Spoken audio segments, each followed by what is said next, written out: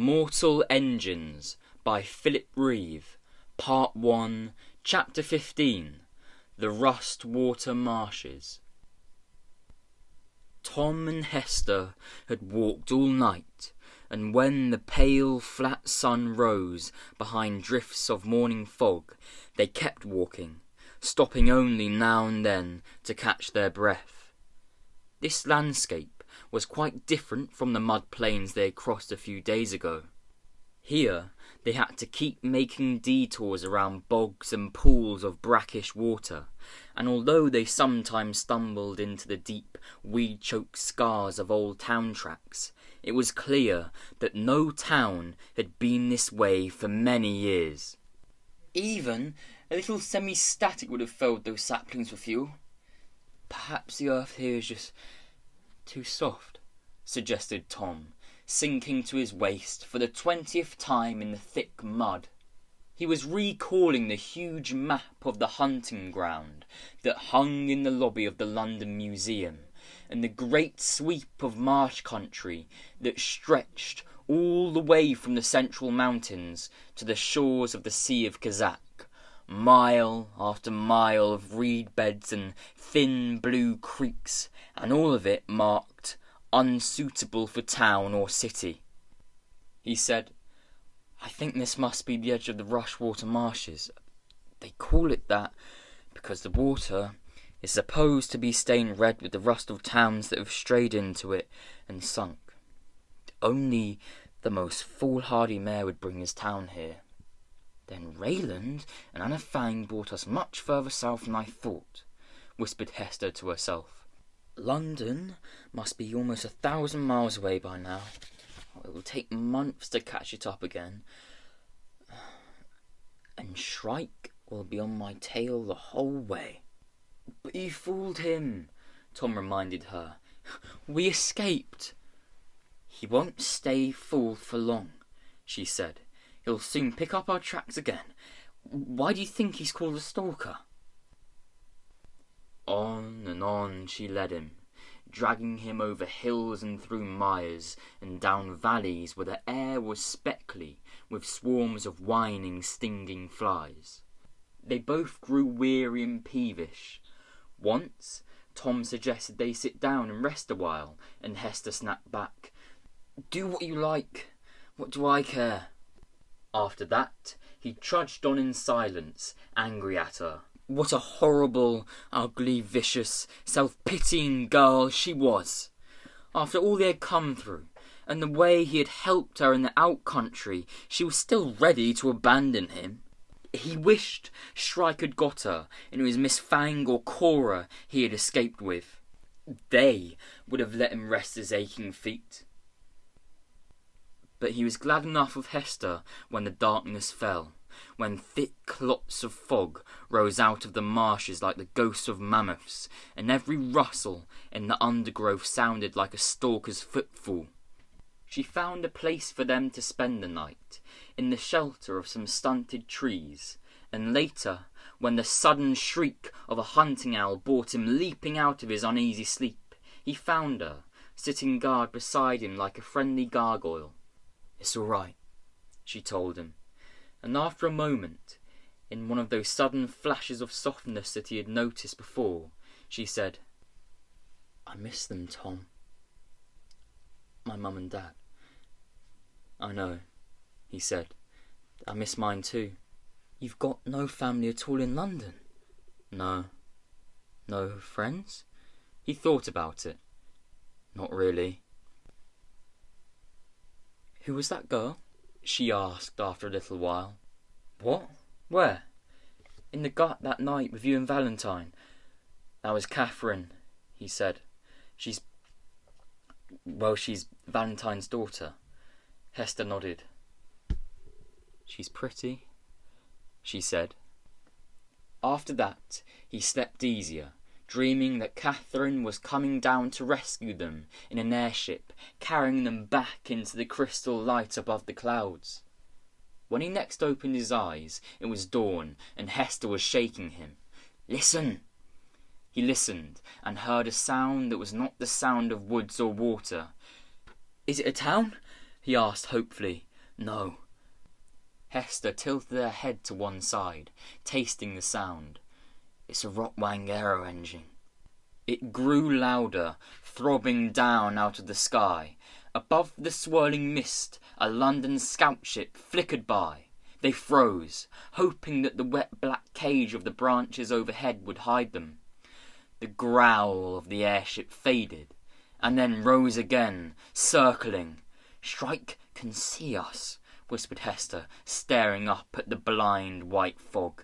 "I can feel him watching us."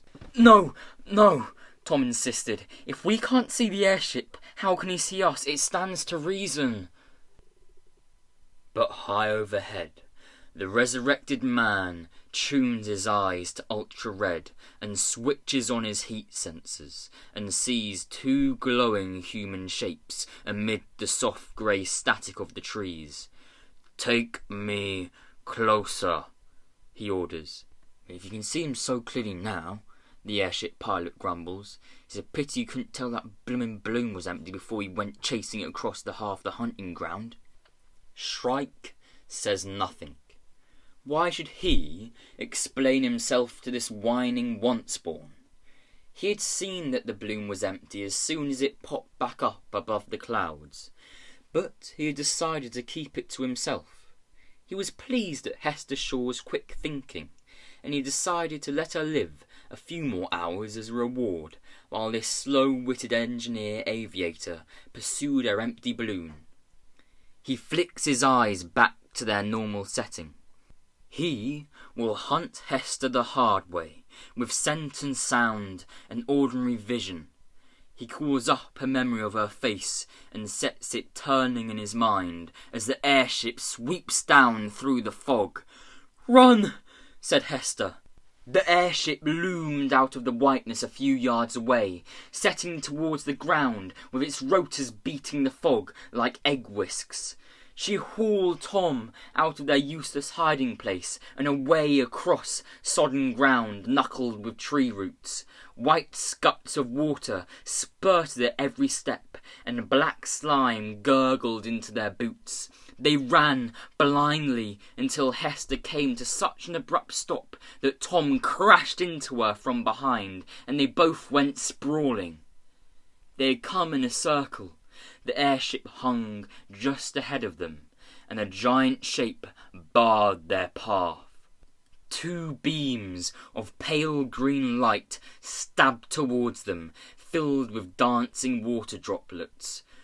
"Hester," grated a metal voice. Hester groped for something she could use as a weapon and came up with a gnarled old length of wood. "Don't come any closer, Shrike," she warned. "I'll smash those pretty green eyes of yours. I'll bash your brains out." "Come on," squeaked Tom, plucking at her coat and trying to drag her away. "Where to?" asked Hester, rising a quick glance back at him. She shifted her grip on the makeshift club and stood her ground as Shrike stalked closer. "You have done well, Hester, but the hunt is ended." The stalker was moving carefully over the wet ground. Each time he set down his metal foot, a wreath of steam hissed up. He raised his hands and claw-like blades slid out. "What made you change your mind about London, Shrike?" shouted Hester angrily. "How do you come to be Chrome's odd jobman?" "You led me to London, Hester." Shrike paused, and his dead face widened in a steely smile. "I knew you would go there. I sold my collection and chartered an airship so that I could get there before you." "You sold your clockwork people?" Hester sounded astonished. "Shrike, if you want me back that badly, why didn't you just track me down?" "I decided to let you cross the hunting ground alone," said Shrike. "It was a test." "Did I pass?" Shrike ignored her. "When I reached London, I was taken straight to the engineering as I expected. I spent 18 months there waiting for you to arrive. The engineers took me apart and put me together again 12 times. But it was worth it. I made a deal with Magnus Crome. He has promised me my heart's desire." "Oh, good," said Hester weakly, wondering what on earth he was talking about. "But first, you must die." "But Shrike, why?" The reply was drowned out by a thick, warbling hum that made Tom wonder if the stalker's airship was about to lift off without him. He glanced up at it.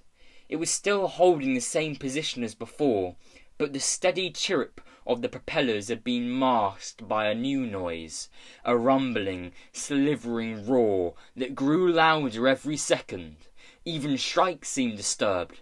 His eyes flickered, and he tilted his head to one side, listening. Underfoot, the ground began to tremble.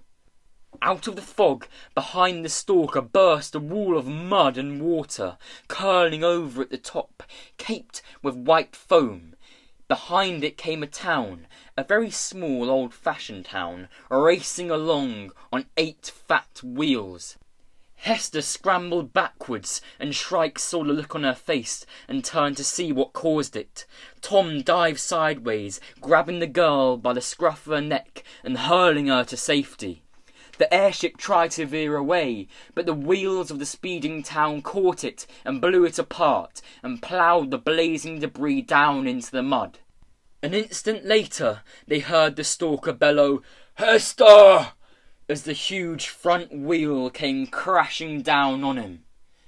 They clung together, rolling over and over as the town howled past. A flicker of spokes and pistons, firelight on metal, tiny figures staring down from observation decks, the long drawn-out moan of a klaxon echoing through the fog.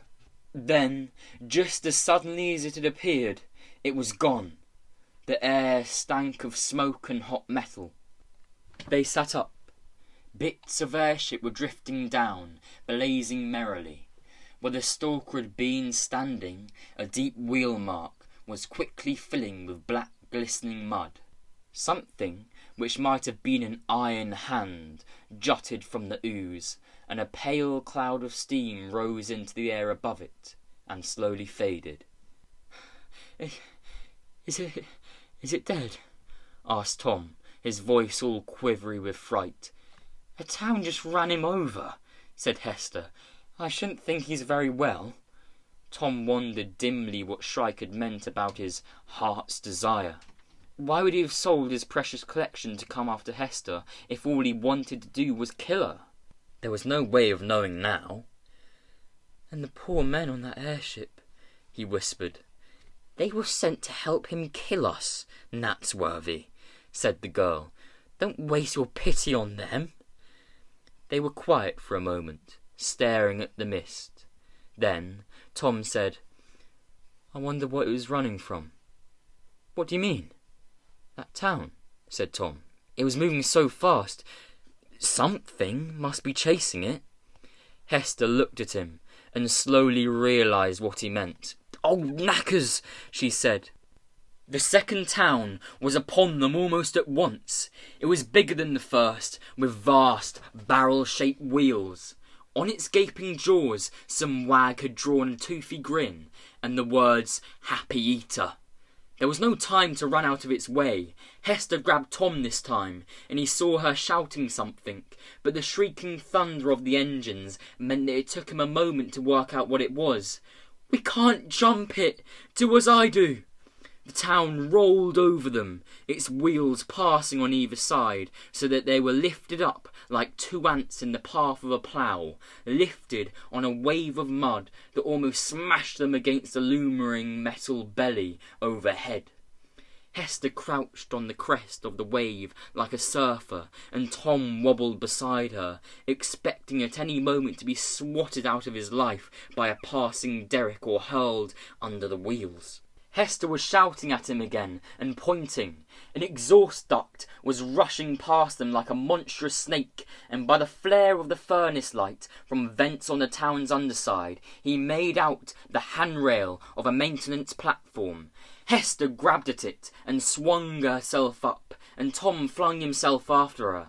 For a moment his hands clutched wildly at nothing. Then there was rusty iron under his fingers, almost jerking his arms from their sockets, and Hester reached down and took a firm grip on his belt and hauled him to safety.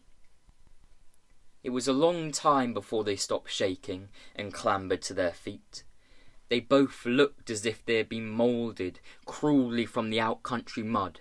It covered their clothes and clagged in their hair and plastered their faces. Tom was laughing helplessly at the closeness of their escape and at the sheer surprise of finding himself still alive, and Hester laughed with him. He had never heard her laugh before, and he never felt as close to anyone as he felt to her at that moment. "We'll be all right," she said. "We'll be all right now. Let's go up and find out who we hitched a lift with." Whatever the town was, it was small, only a suburb really.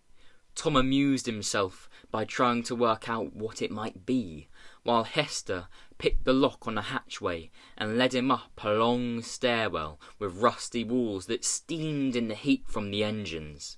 He thought it looked a bit like Crawley or Pearly Spokes, the suburbs that London had built back in the great old days when there was so much prey that cities could afford to build little satellite towns. If so, it might have its own merchant airships licensed to trade with London. But something still nagged at the back of his mind. Only the most foolhardy mayor would bring his town here. Why on earth would Crawley or Pearly Spokes be chasing a townlet into the dreaded Rustwater Marshes? They climbed on up the stairwell until they reached a second hatch. It wasn't locked, and swung open to let them out onto the upper deck. A cold wind blew fog between the metal buildings, and the deck plate shook and lurched as the suburb raced onwards. The streets seemed deserted, but Tom knew that small towns often had only a few hundred inhabitants. Perhaps they were all busy in the engine rooms, or waiting safe indoors until the chase was over. But there was something about this place he didn't like. It certainly wasn't the trim little suburb he had been hoping for.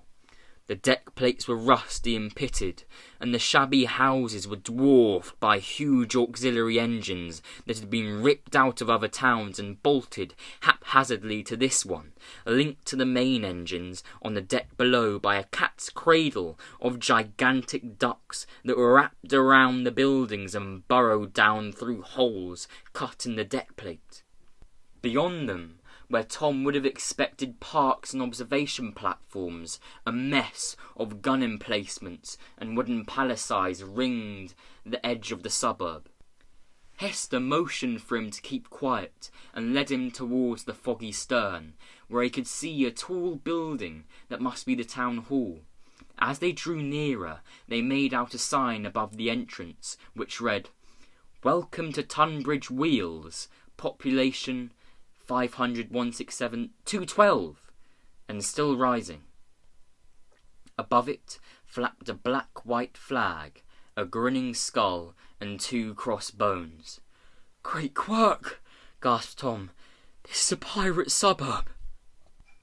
And suddenly, from foggy side streets all around them, came men and women, as shabby as the town, lean and hard and fierce-eyed, and carrying the biggest guns that he had ever seen. As the pirate suburb speeds on its way, silence returns to Rustwater, broken only by the sounds of small creatures moving in the reed beds. Then the ooze in one of the deep wheel ruts burbles and heaves and vomits up the jerking wreck of Shrike. He is being driven far down into the mud like a screaming tent peg, ground and crushed and twisted. His left arm hangs by a few frayed wires. His right leg will not move. One of his eyes is dark and blind, and the view from the other is cloudy, so that he has to keep twitching his head to clear it.